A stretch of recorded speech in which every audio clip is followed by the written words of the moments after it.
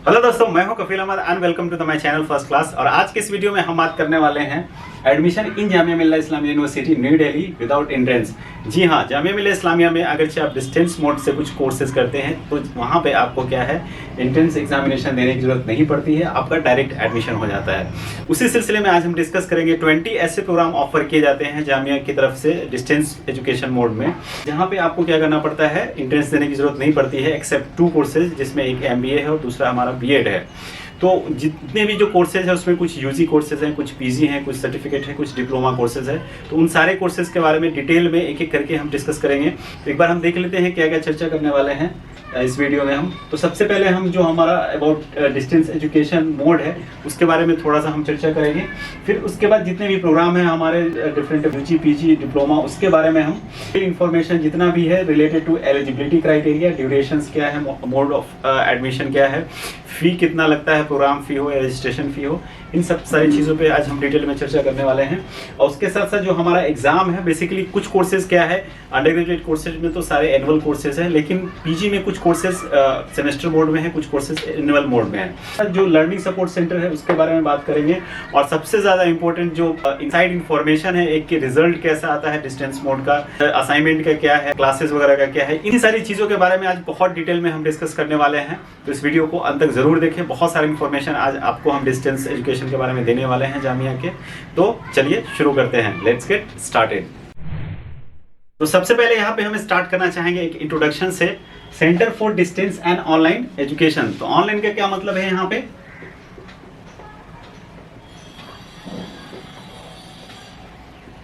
Mode of study कैसा,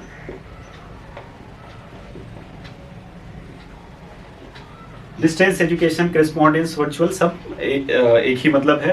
तो थोड़ा सा यहाँ पे मैं क्या करना चाहूँगा कि इंडिया में कैसे डिस्टेंस मोड स्टार्ट हुआ था उसका एक हिस्ट्री में बताना चाहूँगा। तो ये बेसिकली एक पायलट प्रोजेक्ट के साथ स्टार्ट हुआ था, जो फर्स्ट टाइम 1962 में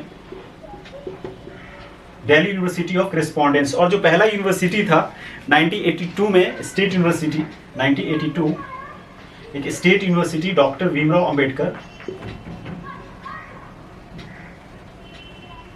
अंबेडकर यूनिवर्सिटी में बेसिकली ओपन का क्या हुआ था, स्टार्ट हुआ था। और फिर नेशनल लेवल पे एक यूनिवर्सिटी आया जिसका नाम था इग्नू, 1985 में Indira Gandhi national open university. और साथ ही साथ 1985 में क्या गया था, एक एक्ट भी पास किया गया था जिस एक्ट का नाम था इग्नू एक्ट 1985। और इस एक्ट में एक क्लोज था, क्लोज 16।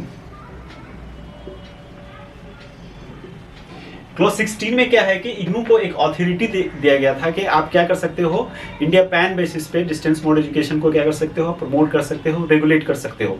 तो इसके लिए इसने क्या किया, इग्नू ने एक काउंसिल का गठन किया जिसका नाम था डिस्टेंस एजुकेशन काउंसिल 1985 में। तो बेसिकली जामिया में जो डिस्टेंस मोड स्टार्ट हुआ था वो लॉन्च हुआ था सितंबर 2002 में with the help of assistance of किससे, आपका DEC से। तो बेसिकली उस टाइम में क्या था, DEC था, लेकिन एट प्रेजेंट में अगर बात की जाए तो ये अप्रूव्ड किससे है, UGC DIB से। अब जब स्टार्ट हुआ था किससे, डिस्टेंस एजुकेशन काउंसिल से, तो अभी एट प्रेजेंट में DEC DIB में कैसे कन्वर्ट हुआ, थोड़ा सा उसको समझिए। क्योंकि हुआ क्या कि दिसंबर 2012 में एक ऑर्डर पास किया गया, किसके द्वारा, MHRD के द्वारा, ministry of human resource development, जिसको अभी हम मिनिस्ट्री ऑफ एजुकेशन कहते हैं, जिसके कैबिनेट मिनिस्टर रमेश पोखरियाल जी है। तो उसने एक ऑर्डर पास किया कि इग्नू को जो भी इस एक्ट के जरिए राइट दिया गया था कि आप रेगुलेट कर सकते हैं, जिसके लिए उसने डिस्टेंस एजुकेशन काउंसिल का गठन किया गया था कि आप क्या कीजिए, अपने सारे राइट्स को क्या कीजिए, UGC को ट्रांसफर कीजिए, यूनिवर्सिटी ग्रांट कमीशंस को।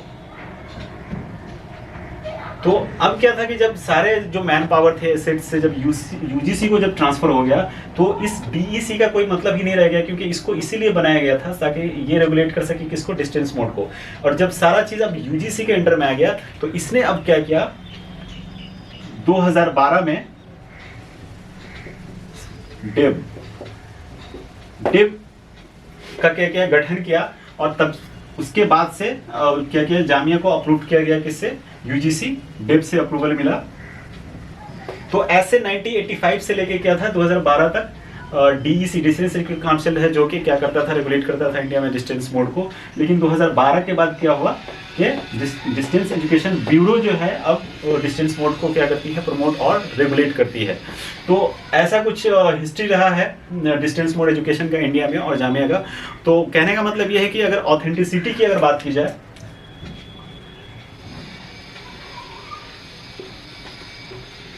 तो क्या है यहाँ पे 100% क्या है, ये गवर्नमेंट अप्रूव्ड कोर्स है जामिया का डिस्टेंस, मतलब कि जितना रेगुलर का वैल्यू होता है उतना ही डिस्टेंस मोड से कोई भी डिग्री करते हैं यूजी पीजी सर्टिफिकेट वैल्यू होता है, चाहे आप किसी भी ऑर्गेनाइजेशन में जाना, चाहे प्राइवेट गवर्नमेंट बैंकिंग, सब में इसकी वैल्यू उतनी ही होती है। नेक्स्ट अब बात करते हैं ऑब्जेक्टिव का। जामिया में इस कोर्स को लाने के पीछे ऑब्जेक्टिव क्या था, लॉन्च करने के पीछे ऑब्जेक्टिव बेसिकली यहाँ से क्या है कि 10th और 12th आप नहीं कर सकते हैं यहाँ पे डिस्टेंस मोड में, सीधा क्या है यूजी पीजी सर्टिफिकेट और डिप्लोमा कोर्सेज है। कहने का मतलब था कि इसका मेन ऑब्जेक्टिव ही था जामिया के जो लोग हायर स्टडीज़ को प्रमोट करना, और जो लोग कन्वेंशनल एजुकेशन सिस्टम में मतलब जो हायर एजुकेशन नहीं ले पाते हैं उनके लिए बेसिकली स्पेशली इस कोर्स को लॉन्च किया गया था। अब बारी आती है कि जामिया मिल्लिया इस्लामिया इस कोर्स में जो डिस्टेंस मोड है उसको, उसका जो रेगुलेशन है वो कहाँ से करता है। तो मेन जो एडमिनिस्ट्रेटिव से लेकर के एकेडमिक सारा चीज़ है वो जामिया में कौन देखता है, अर्जुन सिंह सेंटर। तो अर्जुन सिंह सेंटर कहाँ पे है, गेट नंबर 20 में। वहाँ पे और भी हैं, जैसे office of the control of examination है, फिर उसके बाद इस्लामिक स्टडीज़ है, फैकल्टी ऑफ एजुकेशन है। वो एक पूरा एक कैंपस ही पूरा असाइन किया गया है जहाँ पे अर्जुन सिंह सेंटर है। बहुत ही अच्छा माहौल रहता है वहाँ पे अर्जुन सिंह सेंटर में। स्पेशली डिस्टेंस मोड वालों के लिए लाइब्रेरी भी है। बाकी जितने भी काम हैं आपका एग्जामिनेशन फॉर्म सबमिट करने से लेकर के आपका बुक कलेक्शन से लेके वो सारा क्या होता है अर्जुन सिंह सेंटर में। तो एक छोटा सा क्लिप है, पहले आप वो देख लीजिए और उसके बाद फिर हम आगे बात करते हैं।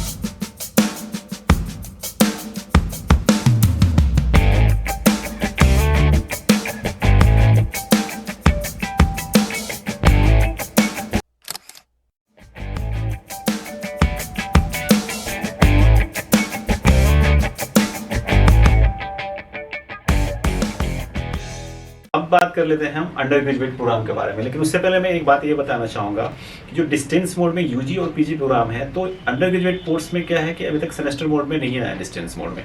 पीजी में आपको कुछ कोर्सेज डिस्टेंस मोड के जो हैं वो एनुअल मोड में भी है और कुछ सेमेस्टर मोड में भी है। तो ये सारे एनुअल मोड के कोर्सेज हैं, मतलब कि वही एनुअल मोड का मतलब साल में एक बार आपको एग्जाम देना है। तो इसमें कौन कौन से प्रोग्राम हैं, सबसे पहला जो है यहाँ पे बीए जनरल, जिसका कोड है BAG। इसका जो एक साल का फ़ी है वो आपका 7200 है। और जो दूसरा है हमारा BBA, जैसे कि मैनेजमेंट का कोर्स है, ये बैचलर ऑफ बिजनेस एडमिनिस्ट्रेशन का BBA कोड है इसका, वो है इसका थोड़ा सा फीस ज़्यादा है, 8800 रुपये है, 8800। और जो तीसरा कोर्स है हमारा वो है बैचलर इन कॉमर्स, इसमें इंटरनेशनल बिजनेस एंड फाइनेंस में ये कराया जाता है, जो कि इसका कोड है BSBC IBF और इसका भी कितना है 8800 रुपया। अगर हम बात कर ले इस इंपॉर्टेंट इन्फॉर्मेशन में मिनिमम एलिजिबिलिटी क्राइटेरिया की, तो आपके पास क्या होना चाहिए 10+2 या इक्विवेलेंट रिकॉग्नाइज्ड बोर्ड से आपके पास क्या होना चाहिए, एक 10+2 का सर्टिफिकेट होना चाहिए।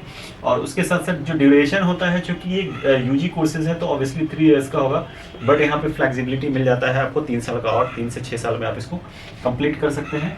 और जो मोड ऑफ एडमिशन है इसका ऑनलाइन ऑफलाइन, और कोई भी एंट्रेंस एग्जामिनेशन यहाँ पे लेने की ज़रूरत नहीं पड़ती है, आपका डायरेक्ट एडमिशन हो जाता है। अगर जो परसेंटेज की बात कर ले सीधा सीधा, तो आपका अगर 45 से ज़्यादा परसेंटेज है तो आराम से यहाँ पे एडमिशन आपको मिल जाता है। और रजिस्ट्रेशन फ़ी की अगर बात करें तो जो हमारा अभी एकेडमिक ईयर 2020-21 का जो था वो था 700। अभी लेटेस्ट जो आएगा वो उतना ही होगा, उसमें कुछ बढ़ने होने वाला है नहीं मेरे ख्याल से। तो ये सारी बातें थी यूजी प्रोग्राम की। तो नेक्स्ट जो हमारा प्रोग्राम है वो है बीएड डिस्टेंस मोड में, जिसमें आपको एंट्रेंस एग्जामिनेशन देना पड़ता है। जैसा कि मैंने पहले भी बताया कि सिर्फ 2 कोर्सेज ऐसे हैं डिस्टेंस में जिसमें आपको क्या करना पड़ता है, एंट्रेंस देना पड़ता है। एक एमबीए है, दूसरा बीएड। तो बीएड को देख लेते हैं। तो इसका जो कोड है वो है बीएड, और इसका जो प्रोग्राम फ़ी है 1 साल का वो है 20,000।